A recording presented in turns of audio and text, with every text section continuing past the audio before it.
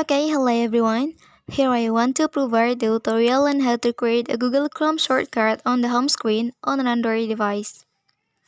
Okay, let's jump to the tutorial. First of all, please open Google Chrome on your device. Okay, and then please open the website that you haven't visited on Google Chrome.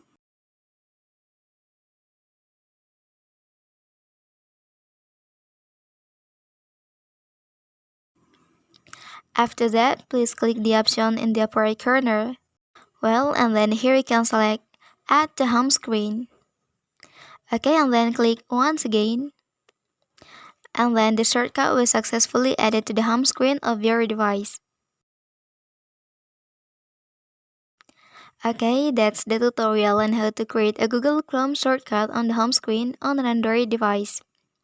If you are helped by this video, don't forget to like and subscribe to get other information from this channel. Thank you.